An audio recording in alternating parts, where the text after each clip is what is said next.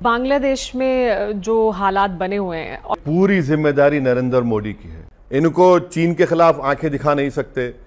पड़ोस में बांग्लादेश है, इनको खबर नहीं है क्या हो रहा है वहां पर। 55 इंच का सीना सो रहा है, इनको जब उठते हैं अपने नींद से, ओह वहां पर ऐसा हो गया। ऑल पार्टी मीटिंग में जयशंकर बोलते हैं कि हाँ पाकिस्तान का इन्वॉल्वमेंट है। एक उनका डिप्लोमेट अपना डीपी चेंज किया। डीपी को देखेंगे आप लोग? अरे क्या मजाक है, बताइए आप। अरे भैया आपको मालूम होना चाहिए था कि this is happening over there. Maldives में हमको नहीं मालूम चेंज हो गया। 56 इंच का सीना, हमारी फौज वहां से वापस आ गई। बांग्लादेश में सो रहे हम लोग, हमको नहीं मालूम क्या हो रहा है वहां पर। आपको नहीं मालूम अफगानिस्तान में क्या हुआ। जितने हमने अफगानिस्तान में हजारों लोगों को ट्रेन किया, आज कहां है वो लोग? भारत आने से तड़प रहे हैं। मालदीव्स में हो गया हमको पता नहीं, श्रीलंका में हो गया हमको पता नहीं, म्यांमार में हो गया हमको पता नहीं। क्या पता है भाई आपको? आप सिर्फ भूटान ले लेकर खुश होंगे क्या? वो उसमें बोलते हैं कि चीन और यूएस ने मिलकर किया। ये कब से हुआ कि चीन और यूएस मिल गए? एक मजाक बना के रखा है हमारी फॉरेन पॉलिसी का। ये इस तरह चलेगी। लेकिन अफगानिस्तान में हमको पता नहीं चला, अमेरिकन छोड़ के भाग गए जिन लोगों को। आप नहीं तो बुलाया था अपने ओथ टेकिंग सेरेमनी में मोहतरमा को। वहां पर इलेक्शन हुए, कोई अपोजिशन इलेक्शन में नहीं है। अब तक हमको यह कहना चाहिए था कि जो तब्दीली आई है हम उस जनता के साथ हैं। लीडर आएंगे जाएंगे। कल वहां की जो भी सरकार होगी बोलेगी हमको वापस भी जाइए, इन पे केस चलाना है। क्या करेंगे नरेंद्र मोदी? आज हमारा कौन दोस्त है? बांग्लादेश में हमारा इन्फ्लुएंस कम हो गया। पाकिस्तान से तो खैर वो अलग ही बात है। नेपाल में आप देखिए, मालदीव्स में देख लीजिए, कहाँ है भाई? हम रहे तो कम से कम झूठ बोले तो ढंग से बोलो, ताकि लोग तुम्हारी झूठ को थोड़ा बहुत यकीन कर सके। अच्छा ये बताइए, जितने भारत के चाहने वाले बांग्लादेश में नहीं है क्या? मुसलमान नहीं है? जी हाँ दोस्तों, वीडियो के शुरू में आपने देख लिया, आगे चलकर मुकम्मल तफसील से वीडियो देख सकते हैं। बांग्लादेश की साबिका वज़ीर-ए-आज़म का तख्ता उड़ते ही भारतीय मुस्लिम लीडर ने फौज और हुकूमत को आड़े हाथों ले लिया। भारत की फौज और हुकूमत पर खुली तनकीद की और कहा क्यों बांग्लादेश के हालात श्रीलंका और अफगानिस्तान जैसे होने दिए, क्यों बांग्लादेश के हालात पर काबू नहीं पाया गया। इस हवाले से भारतीय मुस्लिम लीडर असदुद्दीन ओवैसी का क्या बात कर रहे हैं, जानते हैं इस वीडियो में। चलते हैं वीडियो की जानब। इनको नौकरी देना नहीं आता, इनको चीन के खिलाफ आंखें दिखा नहीं सकते। पड़ोस में बांग्लादेश है, इनको खबर नहीं है क्या हो रहा है वहां पर।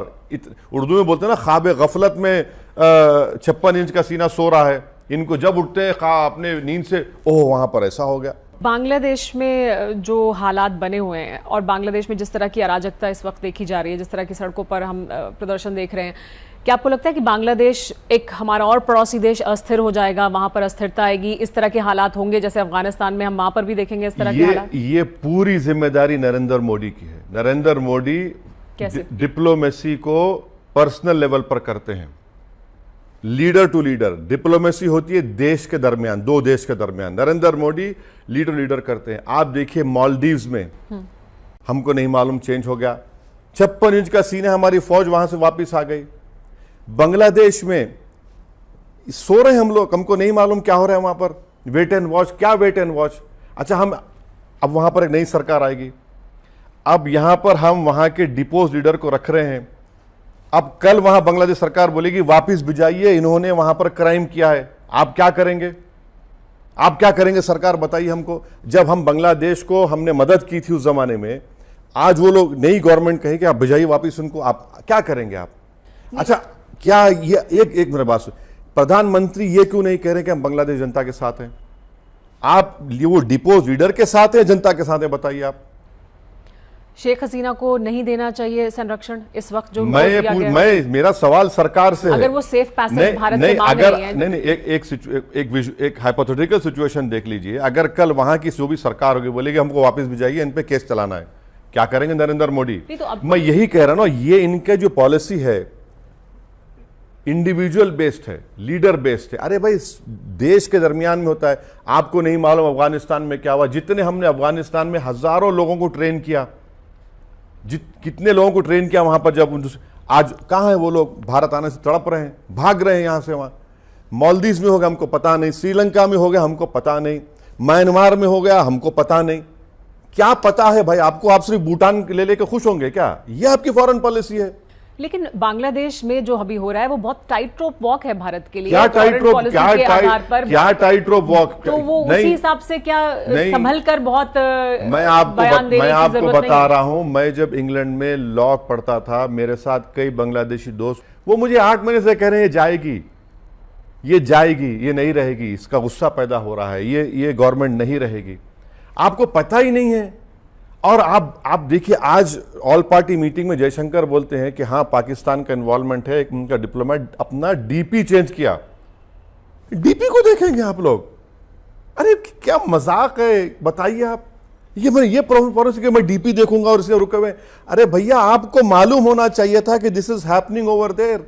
अच्छा, और एक चीज, वो उसमें बोलते हैं कि चीन और यूएस ने मिलकर किया।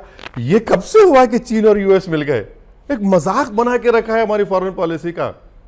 ये इस तरह चलेगी। लेकिन क्या आपको नहीं लगता एक्चुअली जो बांग्लादेश में हो रहा है, जिस तरह के हालात हैं वहां पर, बहुत खतरा है कि एक अस्थिरता वहां पर आएगी, और फिर वहां पर जिस तरह की अराजकता भी हम देख रहे हैं उससे भारत को बहुत खतरा है। किस तरह के खतरे भारत के लिए? यकीनन है, कौन उससे इनकार कर रहा है?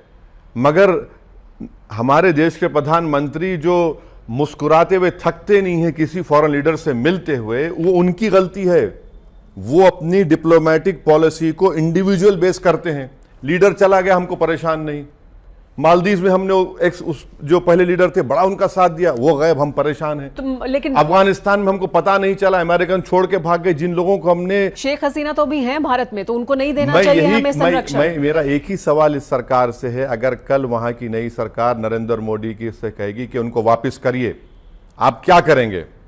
अब तक हमको यह कहना चाहिए था कि जो तब्दीली आई है, हम उस जनता के साथ हैं।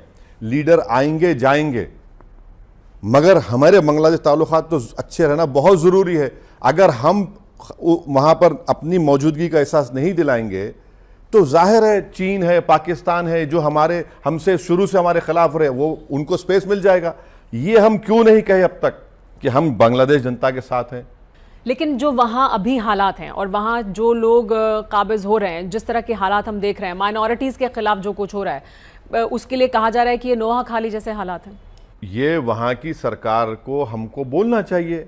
अभी तो सरकार है नहीं, अभी तो। अरे कुछ भी होगा भाई, प्रधानमंत्री को जब एक चेंज आ गया तो वो बोल सकते हैं ना, ठीक है। और ये तो गलती आप हमारी भी है ना।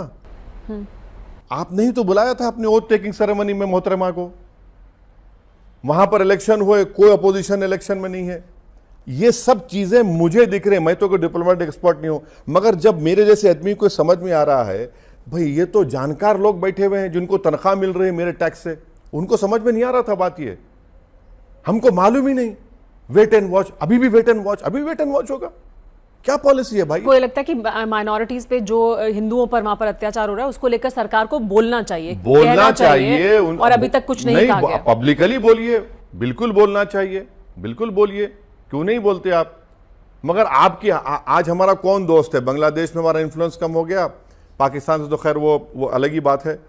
नेपाल में आप देखिए, मालदीव में देख लीजिए, कहाँ है भाई? हाँ, अफगानिस्तान में। शुभेंदु अधिकारी तो ये चिंता जाहिर कर रहे हैं कि देखिए फिर बांग्लादेश से घुसपैठ होगी और लोग आ जाएंगे। तो अब तो बीएसएफ के चीफ को हटा दिया है, शायद नए बीएसएफ रोक देंगे। अब तो शायद रोक देंगे। मगर ये बात समझ में नहीं आई कि बांग्लादेश का बॉर्डर बिहार और वेस्ट बंगाल और दूसरे नॉर्थ ईस्ट स्टेट से, वहां से निकलकर झारखंड में कैसे आ रहे भाई? क्या उनके जिस्म को पर लगे हुए हैं या ड्रोन पे बैठ के आ रहे? ये भी तो बताना पड़ेगा ना। और बीएसएफ है वहां पर, बीएसएफ समझ में नहीं आ रहा कि झारखंड में आकर वहां की डेमोग्राफी को चेंज कर रहे हैं। तो कम से कम झूठ बोले तो ढंग से बोलो, ताकि लोग तुम्हारी झूठ को थोड़ा बहुत यकीन कर सके। अब कहां देंगे आप ही ने तो कानून बनाया ना। CAA का आपने जो मजहब की बुनियाद पर कानून बनाकर ये सब तमाशा कर दिया। अच्छा ये बताइए, जितने भारत के चाहने वाले बांग्लादेश में नहीं है क्या? मुसलमान नहीं है? अब ज्यादा नहीं बोल सकता मैं। उनको क्या करेंगे? अब छोड़ देंगे उनके हवाले। जो बरसों से हमारे उनके ताल्लुकात हैं, बड़े गहरे ताल्लुकात हैं, उनको छोड़ देंगे आप? आप बताइए, वही हम कहाँ अफगानिस्तान में हमने किया? एक को आने नहीं दिया आपने। जो भारत के लिए बड़ा इंपॉर्टेंट स्ट्रेटेजिक काम करते थे, आपने सबको छोड़ दिया अफगानिस्तान में। यही तो कह रहा हूं, Narendra Modi personalise foreign policy करते हैं, देश की पॉलिसी नहीं करते हैं। आज कैसा बोलते हैं फॉरेन मिनिस्टर, कि पाकिस्तान का एक डिप्लोमेट डीपी चेंज कर रहा है, आप डीपी को देखते हैं, वेरी गुड, इससे होगा फॉरेन पॉलिसी। अगर मुसलमानों का पॉपुलेशन 37-38% होता है, डर क्यों रहे हैं आप? ये डर क्यों? मैं भारत का नागरिक हूं ना, मुझे इस देश से मोहब्बत थी है, रहेगी, आपको डरने की क्या जरूरत? आप शक क्यों कर रहे हैं मुझ पर? आप तो मुख्यमंत्री हैं। अच्छा, जब चुनाव हो रहा था तो मुस्लिम इलाकों में जाकर मुसलमान जिंदाबाद नारे लगा रहे थे, नाच रहे थे, गाना गा रहे थे, क्या क्या बोल रहे थे, क्या क्या ख्वाब दिखा रहे थे। अब चुनाव हो गया तो आगे अपने असलियत पे। क्या नुकसान क्या है बताइए? पॉपुलेशन अगर 37% है आसाम में, नुकसान क्यों है?